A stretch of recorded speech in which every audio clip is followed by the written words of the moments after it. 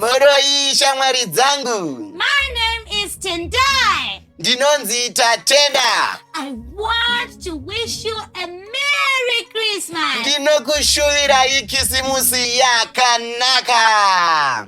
My friends, don't forget to keep learning because Kudzidza kupera.